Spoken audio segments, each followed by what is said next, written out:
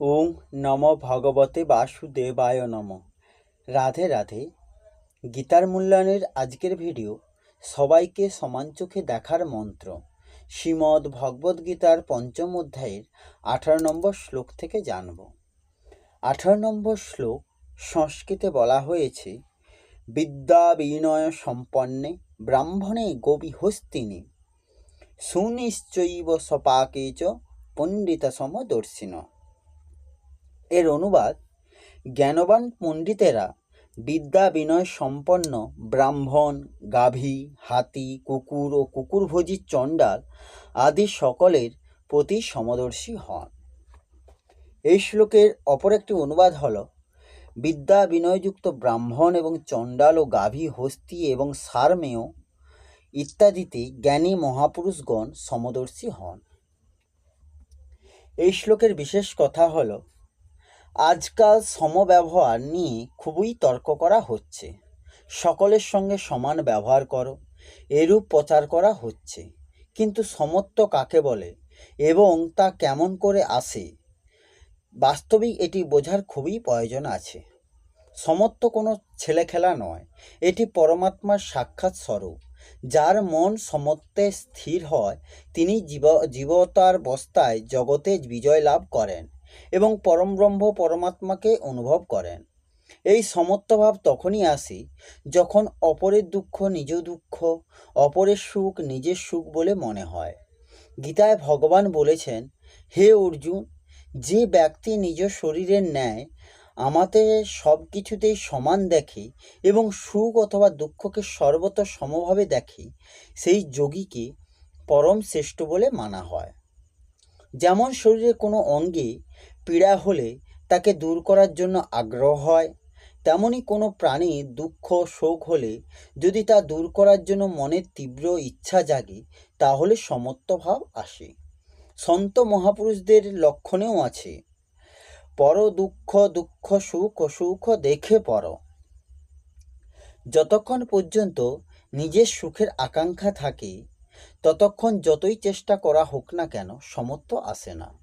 কিন্তু যখন হৃদয়ে এই আগ্রহ জাগে যে অন্যদের কি করে সুখ হবে, তাদের কিসে আরাম হবে, তাদের কিসে লাভ হবে, তাদের কল্যাণ কিভাবে হবে, তখন সমত্বভাব আপনা আপনি এসে যায়। এটি প্রথমে নিজ গৃহ থেকেই আরম্ভ করতে হয়। হৃদয়ে এমন ভাব যেন হয় যাতে কারুর বিন্দুমাত্র দুঃখ বা কষ্ট না হয়, কারোর কখনো যেন অনিষ্ট না হয়। আমি যত কষ্টই পাই, কিন্তু আমার বাবা মা, স্ত্রী পুত্র, ভাই ভাইয়ের স্ত্রী এরা যেন সুখে থাকে। পরিবারের সকলকে সুখ আরাম দিলে নিজের হৃদয়ে শান্তি আসবে। যেখানে নিজের কোনো সম্পর্ক নেই সেখানে সুখ দিতে পারলে হৃদয়ের এক বিশেষ আনন্দের হিল্লোল বয়ে যায়। কিন্তু মমতাযুক্ত হয়ে যদি সুখ দেওয়া হয় তাতে আমাদের উন্নতি হয় না। যেখানে আমাদের মমতার সম্পর্ক নেই সেখানে সুখী করা বা যেখানে আমরা মমতা করে সুখী করি সেখান থেকে মমতা সরিয়ে নেওয়া, দুটি পরিণাম একই হয়। চিত্রকূটে লক্ষণ ভগবান শ্রীরাম এবং সীতার সেবা কেমন করে করেন তা জানতে গিয়ে গোস্বামী তুলসীদাস বলেছেন, লক্ষণ ভগবান শ্রীরাম এবং সীতাকে এমনভাবে সেবা করেন যেমন অজ্ঞানী ব্যক্তি নিজ শরীরে সেবা করে। নিজ শরীরে সেবা করা এবং তাকে সুখ দেওয়া কোনো বুদ্ধিমত্তার কাজ নয়। নিজের শরীরের পরিচর্যা পশুও করে। যেমন বাঁদর মায়ের নিজ বাচ্চার উপর এত মমতা থাকে যে বাচ্চাটির মৃত্যু হলেও সে তার শরীরটিকে ধরে রাখে, ছাড়তে চায় না। কিন্তু যখন কোনো খাদ্যবস্তু জোগাড় হয় তখন সে নিজেই সেটি খেয়ে নেয়, বাচ্চাকে খেতে দেয় না।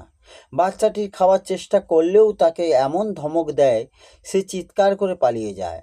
সুতরাং মমতা যতক্ষণ থাকে ততক্ষণ সমত্ব আসা অসম্ভব। যার কাছ থেকে আমাদের পাওয়ার কিছু নেই, যার কাছে আমাদের কোনো স্বার্থ নেই, সেই রূপ ব্যক্তির সঙ্গেও আমাদের প্রীতিপূর্ণ সুব্যবহার করা উচিত, যাতে তার মঙ্গল হয়।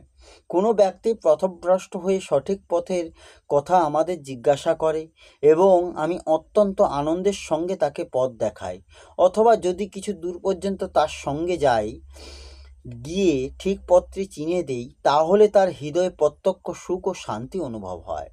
কিন্তু আমি জেনে শুনে যদিও তাকে সঠিক রাস্তা না দেখাই, তাহলে আমার হৃদয়ে সেই সুখ অনুভব হবে না। এটি অভিজ্ঞতার ব্যাপার। কেউ পরীক্ষা করে দেখতে পারেন। কারোর পিপাসা পেলে তাকে বলা উচিত, ভাই এদিকে এসো, ঠান্ডা জল আছে।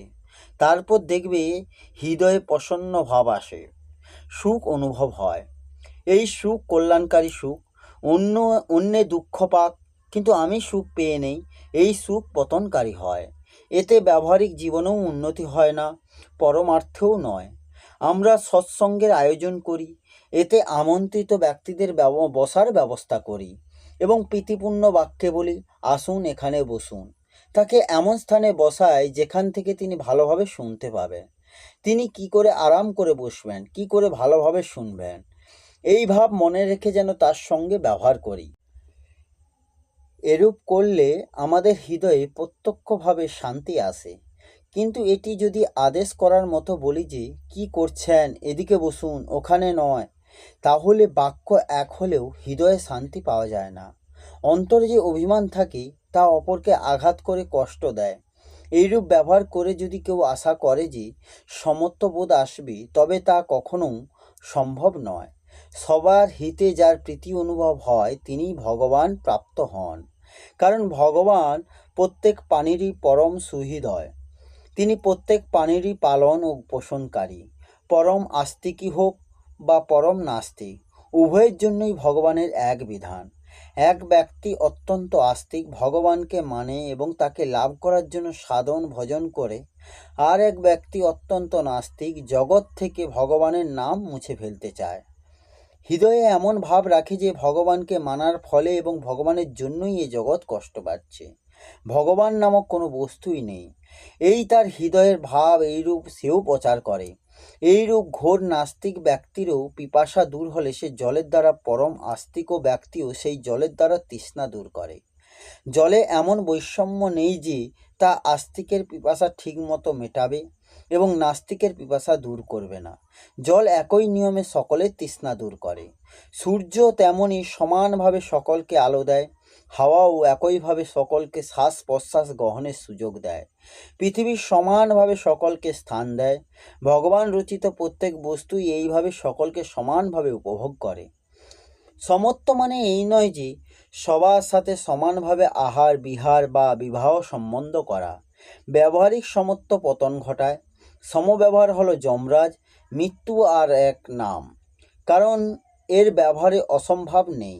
মহাত্মাই হন বা গৃহস্থ, সাধুই হন বা পশু অথবা দেবতা, মৃত্যুতে সকলেরই এক পরিণতি। তাই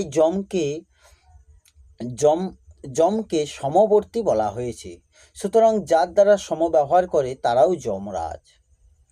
পশুদের মধ্যে সমান ব্যবহার দেখা যায়। কুকুর ব্রাহ্মণের পাকশালায় পা না ধুয়েই যায়। রান্নাঘর ব্রাহ্মণের বা হরিজনের যারই হোক, সে যে অবস্থায় থাকে সেভাবেই চলে যায়, কারণ এটি তার সমত্ব। কিন্তু মানুষের পক্ষে এটি সমত্ব নয়, বরং বলা যায় বিকট পশুত্ব। সমত্ব তারই নাম যার দ্বারা মনে হয় অপরের দুঃখ কি করে দূর হবে, অন্যে কি করে সুখী হবে, আরাম পাবে। এরূপ সমত্ব রেখে ব্যবহারে পবিত্র নির্মল ভাব রাখা উচিত। ব্যবহারে পবিত্র ভাব থাকলে অন্তঃকরণ পবিত্র নির্মল হয়। কিন্তু যদি ব্যবহারে অপবিত্রতা থাকে, খাওয়া দাওয়া ইত্যাদি এক করলে হৃদয়ে অপবিত্রতা আসে, যাতে অশান্তি বৃদ্ধি পায়। শুধু বাইরের ব্যবহারে সমত্ব রাখা শাস্ত্র এবং মর্যাদা বিরুদ্ধ। এর দ্বারা সমাজে সংঘর্ষ হয়। বর্ণগুলির মধ্যে ব্রাহ্মণ উচ্চ এবং শূদ্র নীচ, এটি শাস্ত্রের সিদ্ধান্ত নয়। ব্রাহ্মণ উপদেশের দ্বারা, ক্ষত্রিয় রক্ষণের দ্বারা, বৈশ্য ধন সম্পত্তি আবশ্যকীয় বস্তুর দ্বারা এবং শূদ্র শারীরিক পরিশ্রম দ্বারা সকল বর্ণের সেবা করবে। তার অর্থ এই নয় যে অন্যে নিজ কর্তব্য পালনে পরিশ্রম করবে না, বরং নিজ কর্তব্য পালনে সমানভাবে সকলকে পরিশ্রম করবে। যার কাছে যে প্রকারের শক্তি, বিদ্যা, কলা ইত্যাদি আছে, তার দ্বারাই চার বর্ণের মানুষ চার বর্ণেরই সেবা করবে, অপরের কার্যে সাহায্যকারী হবে, কিন্তু চার বর্ণের সেবার মধ্যে কোনো ভেদাভেদ রাখবে না। আজকাল বর্ণাশ্রম দূর করে দলাদলি চলছে। বর্ণাশ্রমে এখন ততই দ্বন্দ্ব নেই যত দ্বন্দ্ব দলাদলি নিয়ে হচ্ছে। এটি প্রত্যক্ষ কথা। প্রাচীনকালে লোক চতুর্বর্ণ এবং আশ্রমের মর্যাদা অনুসারে চলত এবং সুখ শান্তিতে বসবাস করত। এখন বর্ণাশ্রমের মর্যাদা দূর করে অনেক দল সম্প্রদায় সৃষ্টি করা হয়েছে, যাতে দ্বন্দ্ব সংঘর্ষ বেড়েই চলছে। গ্রামে সকলের পানীয় জল পাওয়া দুষ্কর হয়ে পড়েছে। যার অধিকারে একটি কূপ আছে সে বলে, তুমি অমুক দলকে ভোট দিয়েছ, তুমি এখান থেকে জল নিতে পারবে না। পিতা মাতা পুত্র তিনজনেই পৃথক পৃথক দলকে ভোট দেয় এবং গৃহে এই নিয়ে ঝগড়াঝাটিও করে। হৃদয়ে শত্রুতা ভাব রাখে যে তুমি ওই দলের, আমি এই দলের। কত ভয়ানক অনর্থ হচ্ছে। যদি সমত্ব আনতে হয় তাহলে অপরের ব্যক্তি, তা সে যে কোনো বর্ণ, আশ্রম, ধর্ম, সম্প্রদায় বা মতের হোক না কেন, তাকে সুখী করতে হবে, তার দুঃখ দূর করতে হবে এবং তার প্রকৃত হিত করতে হবে। তার মধ্যে এই পার্থক্য থাকতে পারে যে তুমি রাম রাম বলো, আমি কৃষ্ণ কৃষ্ণ বলি, আপনি বৈষ্ণব, আমি শৈব, আপনি মুসলমান, আমি হিন্দু ইত্যাদি। কিন্তু এতে কোনো বাধা হয় না। বাধা তখনই আসে এই ভাব থাকে যে এরা আমার দলের নয়, সেই জন্য ওদের দুঃখ হোক, কিন্তু আমি এবং আমার দলের লোকেরা যেন সুখে থাকি।